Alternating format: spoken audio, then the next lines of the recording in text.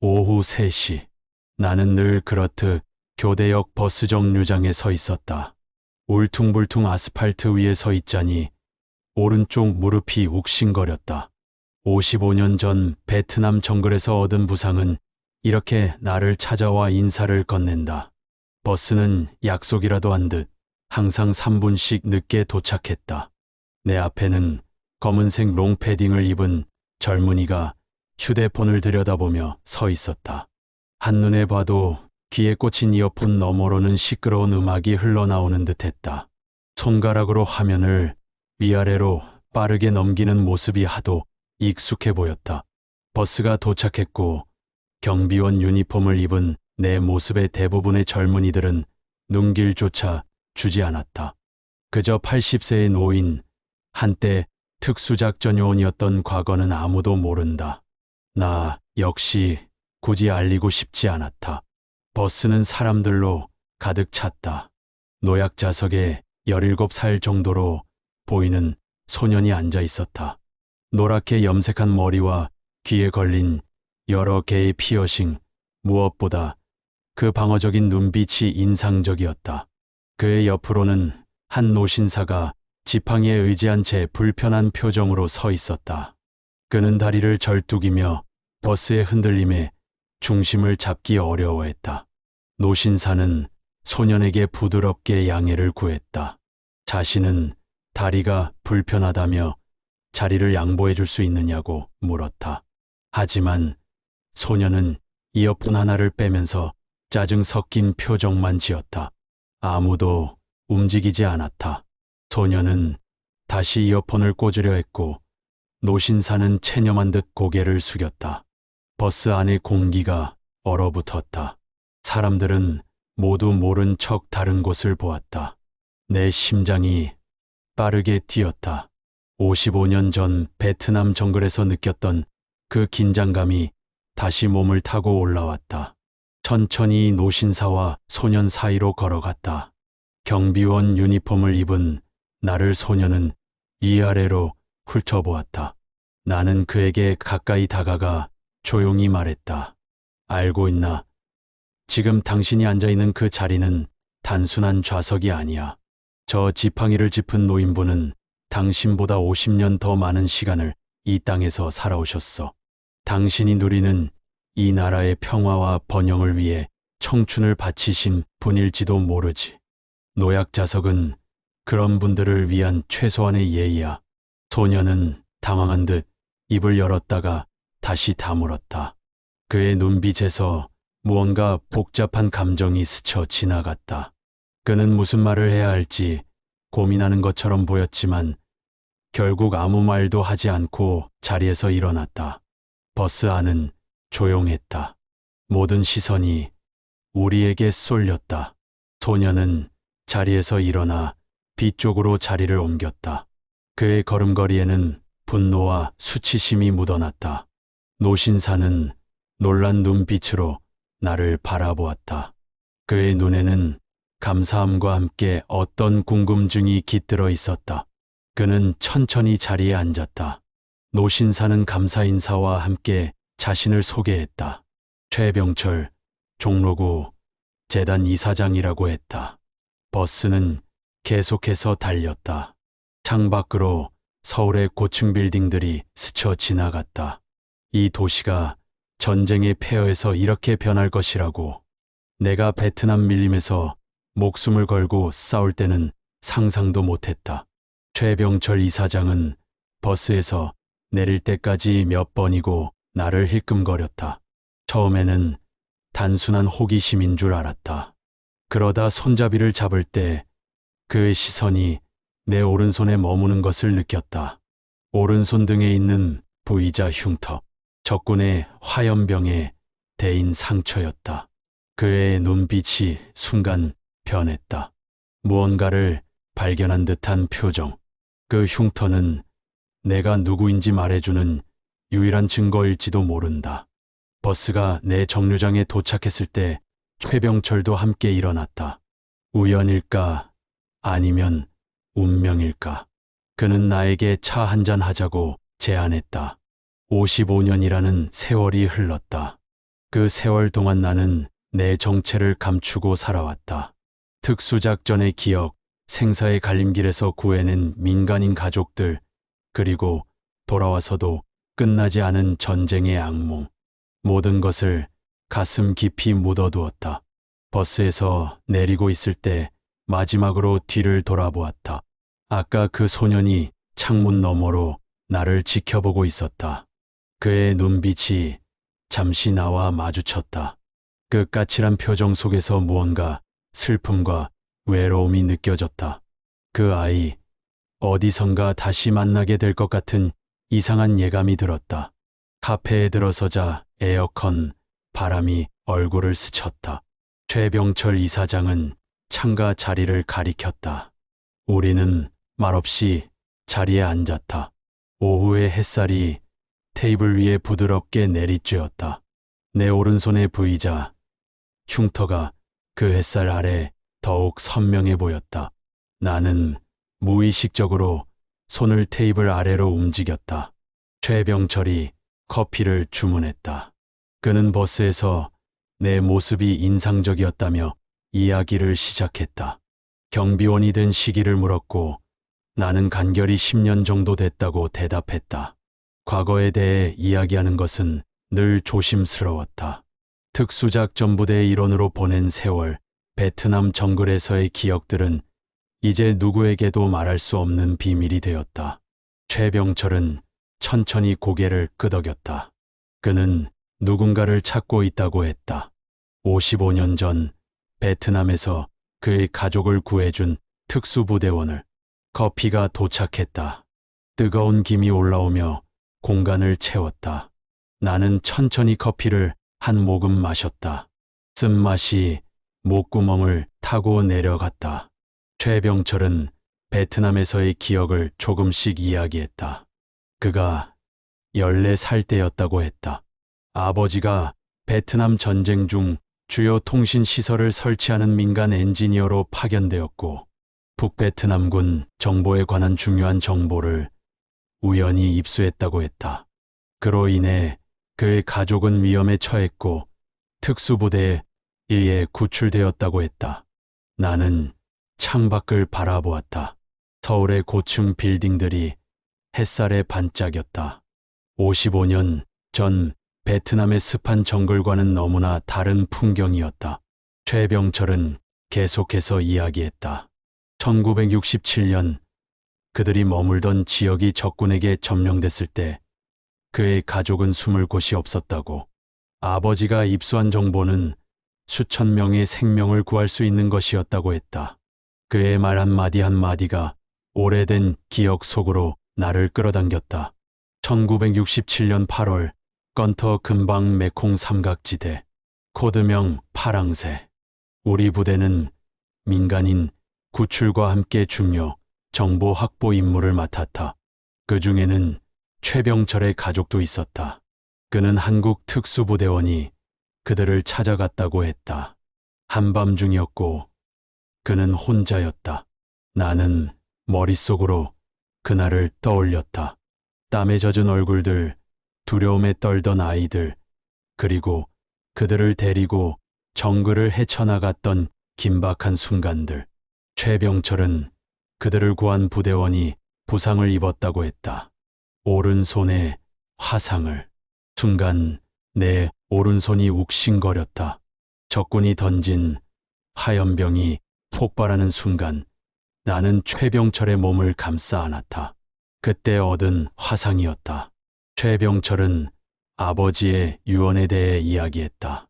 돌아가시기 전 그 부대원을 꼭 찾아 감사 인사를 전하라고 했다고. 20년 넘게 찾고 있지만 찾을 수 없었다고. 나는 마음 속으로 갈등했다. 55년간 숨겨온 과거를 이제 와서 드러내야 하는 걸까? 특수작전 요원으로서의 정체는 국가 기밀이었다. 하지만 이제는 모든 것이 역사의 한 페이지가 된 지 오래였다. 최병철은 토요일에 자신의 집에 와달라고 부탁했다. 차라도 대접하고 싶다고. 그날 이후 우리는 매일 같은 버스를 타게 되었다. 우연이라기엔 너무 정확한 시간과 장소였다. 그는 재단 이사장이라는 바쁜 직책에도 불구하고 나와 같은 버스를 타기 위해 일부러 시간을 맞춘 것이 분명했다. 버스 안에서 우리는 일상적인 대화를 나눴다. 나는 최대한 평범한 경비원처럼 보이려 노력했다. 오래된 습관이었다. 모든 임무에서 정체를 숨기는 것은 생존의 기술이었다. 토요일 아침 나는 오랜만에 정장을 꺼냈다. 10년 넘게 입지 않은 옷이었다. 옷장 깊숙한 곳에서 나온 양복은 약간 낡았지만 여전히 단정했다. 거울 앞에 서서 넥타이를 맸다. 군인의 습관은 쉽게 사라지지 않았다. 완벽한 매듭, 정확한 각도. 최병철의 집은 예상대로 고급 아파트였다. 현관벨을 누르자 문이 열렸다. 그는 환한 미소로 나를 맞았다. 그의 집 안으로 들어서자 벽면 가득한 사진들이 눈에 들어왔다. 가족 사진, 졸업식, 수상식, 그리고 구석에 걸린 흑백 사진 한 장. 베트남에서 찍은 가족 사진이었다. 우리는 거실 소파에 앉았다. 창밖으로 서울의 전경이 펼쳐졌다. 최병철은 차를 따르며 자연스럽게 이야기를 시작했다.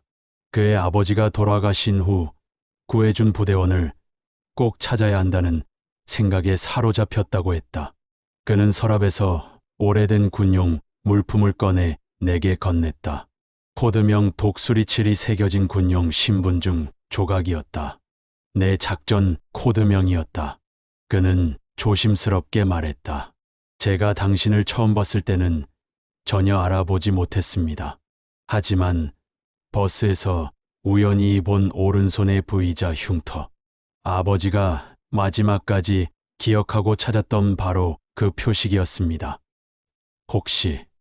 혹시 당신이 그분이 아닐까요? 일주일이 흘렀다. 매일 같은 버스, 같은 시간에 최병철과 마주쳤다. 우연을 가장한 의도적인 만남이었다. 그의 눈빛에는 나를 향한 의심과 기대가 함께 깃들어 있었다. 나는 계속해서 평범한 경비원의 가면을 쓰고 있었지만 그 가면이 점점 무거워지고 있었다. 오늘도 버스 안에서 나는 창밖을 바라보았다. 도심의 풍경이 흘러가는 동안 내 기억은 55년 전으로 돌아갔다. 1967년 8월 메콩 삼각지대의 습한 공기가 피부에 달라붙던 그 순간, 특수작전부대원 5명이 정글 속에서 민간인 가족을 찾아 헤매던 밤, 최병철은 오늘 저녁 시간이 괜찮은지 물었다. 그의 집에 다시 와달라고 했다. 보여줄 것이 있다고. 버스에서 내려 그의 아파트로 향하는 길에 이상한 소리가 들렸다. 골목 안쪽에서 언쟁 소리가 들려왔다. 호기심에 고개를 돌렸다. 몇몇 청소년들이 무리지어 서 있었고 그 중앙에 버스에서 봤던 소년이 있었다. 그의 얼굴은 긴장으로 굳어 있었다. 3명의 더 큰 아이들이 그를 둘러싸고 있었다. 위협적인 분위기였다. 그는 겉으로는 태연한 척했지만 눈에는 두려움이 서려 있었다. 나는 주저없이 그 방향으로 발걸음을 옮겼다. 80세의 나이에 청소년들 사이에 다툼에 끼어드는 것은 분별력 없는 행동일 수도 있었다. 하지만 오래된 본능이 나를 움직였다. 약자를 지켜야 한다는. 내 접근에 아이들이 놀라 고개를 돌렸다. 경비원 유니폼을 입은 노인. 그들의 눈에는 혼란스러움이 비쳤다.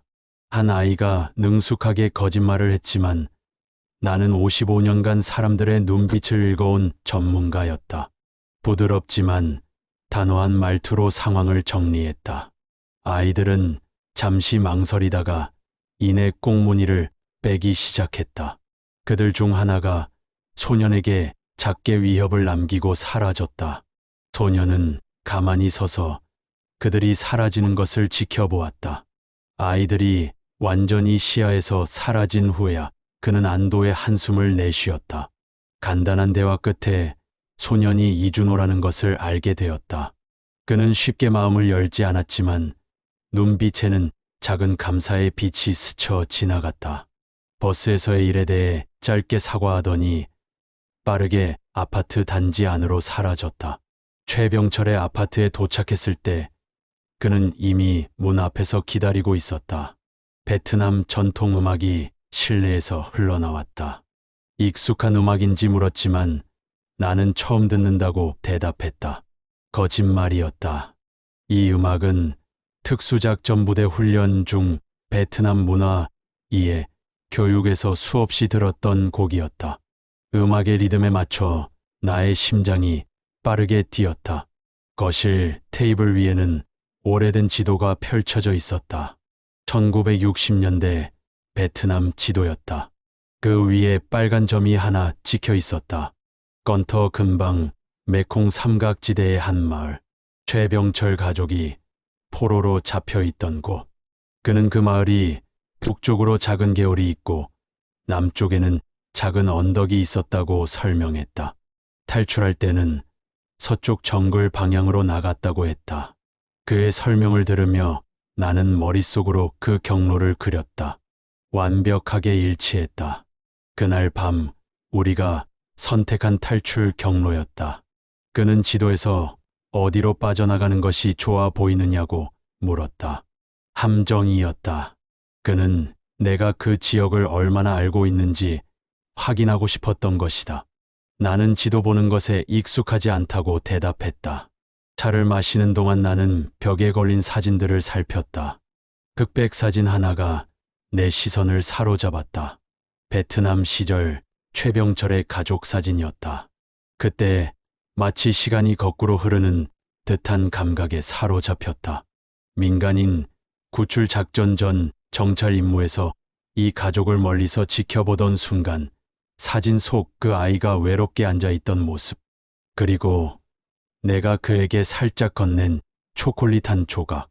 최병철은 내가 사진을 기억하는지 물었다. 그의 목소리에는 날카로운 의심이 담겨 있었다. 나는 부정했다. 그저 좋은 가족 사진이라고 생각했을 뿐이라고. 그는 내 원래 직업이 무엇이었는지, 베트남에 가본 적이 있느냐고 물었다. 나는 모두 부정했다. 최병철은 갑자기 자리에서 일어나 서재로 보이는 방으로 들어갔다가 오래된 기록장을 들고 돌아왔다. 그것은 그의 아버지의 일기장이었다. 탈출 이후 모든 것을 기록해둔 것이었다. 그는 일기장에서 특수작전 요원의 특징을 읽어내렸다. 아버지의 일기에는 이렇게 적혀 있습니다. 그 군인은 키가 약 175cm, 30살 정도로 보였고 목소리는 낮고 침착했다. 가장 인상적이었던 것은 그의 눈빛이었다. 절대 포기하지 않을 것 같은 강철 같은 의지가 느껴졌다. 그리고 잊을 수 없는 특징은 오른손 등의 V자 모양의 화상 흉터였다. 내 아들을 지키기 위해 자신의 몸으로 화염병을 막았다고 했다. 그의 코드명은 독수리칠이었다. 최병철은 천천히 내 오른손을 바라보았다. 나는 본능적으로 손을 주머니에 넣었다. 그는 이제 서재로 들어가 내가 그에게 주었던 군용 신분증 조각과 초콜릿 포장지를 가지고 나왔다. 55년 전 내가 어린 최병철에게 건넸던 그 초콜릿의 포장지였다. 그는 또한 어린 시절 자신의 사진을 꺼내 보여주었다. 내 기억 속의 그 소년과 일치했다. 그 증거를 본 순간 나의 마지막 방어벽이 무너졌다. 깊은 숨을 내쉬며 오른손을 천천히 주머니에서 꺼내 테이블 위에 올려놓았다. V자 흉터가 환하게 드러났다. 처음으로 내 목소리에서 55년 전의 특수부대원이 되살아났다. 더 이상 숨길 필요가 없었다. 최병철의 눈에서 눈물이 흘러내렸다. 아파트를 나서는 길에 이상한 예감이 들었다. 주차장 그늘 아래 이준호가 무언가를 바라보고 있었다. 우리의 시선이 마주쳤다. 그의 얼굴에는 복잡한 감정이 어려 있었다. 나는 그에게 가볍게 손을 들어 인사했다. 그는 잠시 망설이다가 고개를 끄덕인 후 사라졌다. 내 본명은 김영수, 특수작전부대 독수리팀의 7번 대원이었네. 55년 만에 처음으로 나는 내 진짜 정체를 말했다. 최병철의 거실에 앉아 베트남 지도를 앞에 두고 그날의 기억을 끄집어냈다. 오래된 보관 상자를 여는 기분이었다. 먼지 쌓인 기억들이 서서히 모습을 드러냈다. 당시 최병철 가족을 포함한 민간인 구출 작전은 최고 기밀이었다고 설명했다. 공식적으로는 존재하지 않았던 임무였다. 그의 아버지가 우연히 입수한 정보는 북베트남군의 주요 보급로와 전략에 관한 것으로 수천 명의 생명을 구할 수 있는 가치가 있었다. 창밖으로 서울의 밤이 깊어갔다. 최병철은 한마디도 놓치지 않으려는 듯 숨소리조차 죽이며 내 이야기에 귀 기울였다.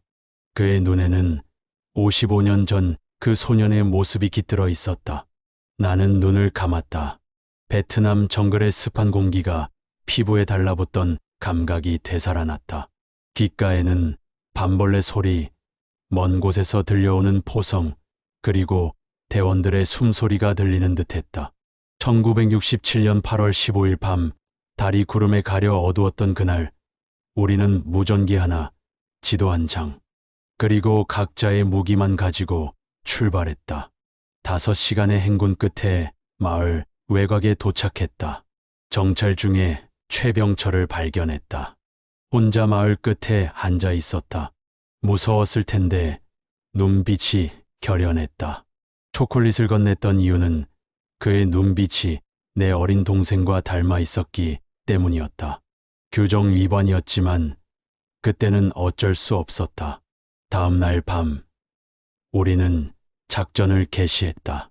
마을 경비가 가장 약한 시간을 노려 침투했다. 최병철의 가족이 갇혀있던 오두막까지 접근하는 데 성공했다. 탈출 계획은 단순했다. 마을 뒤편 정글로 빠져나가 동쪽 계곡을 따라 이동한 후 강을 건너 우리 부대와 연결하는 것이었다. 하지만 계획대로 되는 전쟁은 없었다. 마을을 빠져나오던 중 우리는 순찰 중이던 적군 부대와 마주쳤다. 최병철의 아버지가 처음 부상을 입었다. 어깨에 총상을 입고 쓰러졌다. 내 옆에 있던 대원 하나가 가슴에 총을 맞았다. 즉 사였다. 나는 순간적으로 최병철 가족을 내 몸으로 감쌌다. 최병철이 다리에 총상을 입은 것도 그때였다. 그를 업고 도망치는 동안 적군이 던진 화염병이 내 옆에서 폭발했다. 순간적으로 오른손을 들어 최병철의 얼굴을 보호했고 그 결과 내 손등에 V자 모양의 화상을 입었다. 오른손의 독특한 흉터는 그때 생긴 것이었다. 우리는 8시간의 사투 끝에 미군 헬기 착륙장까지 도달했다. 5명으로 시작한 작전이었지만 돌아온 건 나와 또 다른 대원 1명뿐이었다. 최병철의 가족은 모두 살아남았지만 부상이 심각했다. 전쟁이 끝나고 돌아왔을 때 우리를 환영해주는 사람은 없었다. 국가적 기밀 임무였기에 공로를 인정받지도 못했다. 트라우마와 악몽만 안고 살아가야 했다. 최병철은 내 손을 꼭 잡았다. 그의 손에서 전해지는 온기가 55년의 시간을 뛰어넘었다. 최병철이 일어나 서재로 향했다. 잠시 후 그는 낡은 편지 한 통을 들고 돌아왔다. 아버지가 돌아가시기 전 혹시라도 나를 찾게 되면 전해달라고 남긴 것이라고 했다. 떨리는 손으로 편지를 열었다. 세월의 흔적이 묻은 종이 위에 정갈한 글씨가 적혀 있었다. 최병철의 아버지는 편지에서 나에게 감사를 표했다. 덕분에 아들이 의사가 되어 많은 생명을 구했고 그 역시 한국의 발전을 위해 기술자로서 기여할 수 있었다고. 눈시울이 뜨거워졌다. 55년간 쌓아온 단단한 방어벽이 무너지는 것 같았다. 내가 구한 생명이 또 다른 생명을 구했다는 사실. 그것이 내 인생의 의미였을까? 최병철은 아버지의 유언대로 의사가 되었다고 했다. 전쟁으로 상처받은 사람들을 치료하는 것이 자신의 소명이라고 생각했다고. 그제서야 깨달았다. 최병철이 종로구 재단의 이사장이라고 했던 것, 그 재단이 참전 용사와 그 가족들을 지원하는 단체였다는 것을. 창밖으로 새벽이 밝아오고 있었다. 밤새 이야기를 나누는 동안 무거운 짐을 내려놓은 듯한 해방감이 느껴졌다. 55년간 침묵 속에 묻어둔 기억들이 마침내 빛을 보았다. 집으로 돌아가는 길, 새벽 공기가 상쾌했다. 아파트 단지의 경비실로 향하며 처음으로 가벼운 발걸음을 느꼈다. 내일도 여전히 경비원 유니폼을 입고 평범한 일상을 살아갈 것이다. 하지만 이제 내 마음 속에는 작은 변화가 일어났다. 아파트 입구에 도착했을 때 이준호가 벤치에 혼자 앉아 있는 모습이 보였다. 새벽 시간에 밖에 있는 그가 걱정됐다. 조심스럽게 다가가 그에게 물었다. 아무것도 아니라며 그는 무심한 척했지만 눈빛은 불안했다. 집에 들어가기 싫다는 짧은 말에서 그의 가정 상황이 복잡함을 짐작할 수 있었다. 경비실에서 따뜻한 차 한 잔을 권했고 그는 망설이다 수락했다. 그렇게 우리의 진짜 인연이 시작되었다. 새벽 근무를 마치고 경비실에 앉아 있을 때였다. 갑자기 가슴 한가운데를 누군가 강하게 쥐어짜는 듯한 통증이 느껴졌다. 숨이 가빠지고 식은땀이 흘렀다. 책상 위를 짚으려 했지만 손에 힘이 들어가지 않았다. 아침 조깅을 하던 주민이 나를 발견했다. 그의 목소리가 희미하게 들렸다. 의식이 점점 멀어지는 것을 느꼈다. 마지막으로 본 것은 창밖으로 비치는 아침 햇살이었다. 눈을 떴을 때 하얀 천장이 보였다. 병실이었다. 최병철이 침대 옆에 앉아 있었다. 그의 얼굴에는 걱정과 안도가 뒤섞여 있었다. 심장 근처에 오래된 염증이 발견됐다는 설명이 들려왔다. 최병철은 자신의 아들이 집도의로 수술을 맡았다고 말했다. 심장 전문의였다. 그의 아들이 이제는 의사가 되어 나를 구한 것이었다. 구한 생명이 다시 나를 구했다는 아이러니의 쓴웃음이 나왔다. 이번 사흘째 되는 날 병실에 찾아온 방문객은 뜻밖이었다. 이준호였다. 그의 뒤로는 몇몇 친구들이 더 있었다. 그의 얼굴에 처음으로 미소가 번졌다. 이준호는 최병철로부터 내 이야기를 들었다고 했다. 이사장과 같은 아파트에 살고 있던 이준호는 최병철의 재단에서 운영하는 청소년 지원 프로그램에 참여하고 있었던 것이다. 그날 골목에서 내가 그를 도와준 일을 최병철에게 말했고 최병철은 그에게 내 진짜 정체를 알려주었다. 아이들은 베트남에서의 이야기를 듣고 싶어 했다. 처음에는 망설였지만 그들의 진지한 눈빛에 마음이 움직였다. 그날부터 병실은 청소년들로 북적이기 시작했다. 매일 방과 후 아이들이 병실을 찾아와 내 이야기에 귀 기울였다. 일주일 후 퇴원하는 날이었다.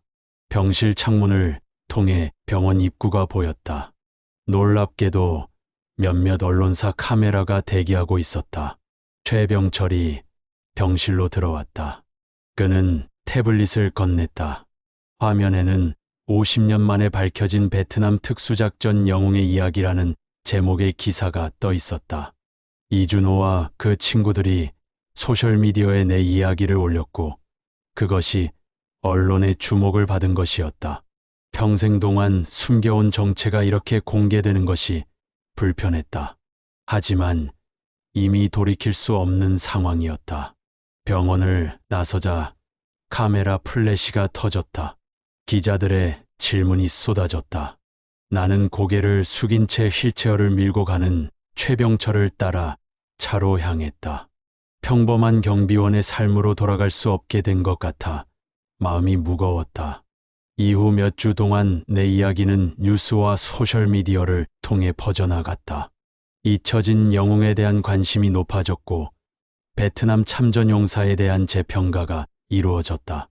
많은 후원금이 모였고 사람들은 내게 감사 메시지를 보내왔다. 나는 모든 후원금을 참전용사 복지재단에 기부했다. 최병철이 제안했다. 종로구 아파트 단지 내 작은 문화센터에서 청소년들을 위한 역사 강연을 해보지 않겠냐고. 처음에는 거절했지만 이준호가 찾아와 간곡히 부탁했다. 할아버지, 우리 친구들이 할아버지 이야기를 더 듣고 싶어 해요. 학교에서도 다들 궁금해하고. 제발요. 이준호의 눈빛이 달라져 있었다. 한때는 분노와 상처로 가득 찬 눈이었지만 이제는 희망과 열정이 깃들어 있었다. 그의 부탁을 거절할 수 없었다.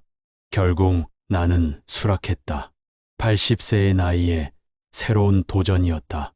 경비원 일을 계속하면서 주말에는 문화센터에서 청소년들과 만났다. 처음에는 어색했지만 그들의 진지한 눈빛에 점차 마음을 열게 되었다. 어느 날 이준호가 몇몇 친구들과 함께 찾아왔다. 그들은 참전용사 요양원 봉사활동을 시작했다고 했다. 내 이야기에 영감을 받아 무언가 도움이 되고 싶었다는 것이다. 이준호는 특히 많이 변했다. 학교에서도 성적이 오르기 시작했고 친구들과도 더 잘 어울렸다. 그는 종종 경비실에 들러 차를 마시며 미래에 대한 꿈을 나누었다. 가을이 깊어가던 어느 날 문화센터 수업을 마치고 걸어가는 길에 낙엽이 바스락거렸다. 아파트 단지에 도착했을 때 경비실 앞에 이준호와 그의 친구들이 기다리고 있었다. 할아버지, 저희가 작은 선물을 준비했어요. 그들이 건넨 것은 액자였다. 그 안에는 진정한 영웅은 화려한 훈장이 아닌 세상에 남기는 작은 선행에 있다라는 문구와 함께 내가 청소년들과 찍은 사진이 담겨 있었다. 눈시울이 뜨거워졌다. 인생에서 이보다 값진 선물은 없었다. 내가 구한 생명들이 다시 다른 생명을 구하고 그 선순환이 다음 세대로 이어지는 것. 이것이 바로 내가 50년 전 베트남 정글에서 목숨을 걸었던 진정한 이유였을 것이다. 이제 나는 매일 아침 경비원 유니폼을 입는다. 그리고 주말에는 문화센터에서 청소년들을 만난다. 베트남전뿐만 아니라 인생의 다양한 지혜에 대해서도 이야기한다. 젊은이들은 내 말에 귀 기울이고 때로는 깊은 질문을 던진다. 가끔은 베트남의 꿈을 꾼다. 하지만 이제 그 꿈은 악몽이 아니다. 구한 생명들이 앞으로 나아가는 모습, 그리고 그 생명들이 다시 다른 이들에게 희망을 전하는 모습을 보는 꿈이다. 80년의 삶, 50년의 비밀을 간직했던 나는 이제 조용히 빛나는 노년을 맞이하고 있다. 경비원 유니폼을 입은 채로, 그러나 가슴 속에는 자부심을 안고 더 이상 잊혀진 영웅이 아닌 기억되는 영웅으로. 마음에 드셨다면 댓글로 공감 한마디 남겨주세요. 사연자님께 큰 힘이 됩니다.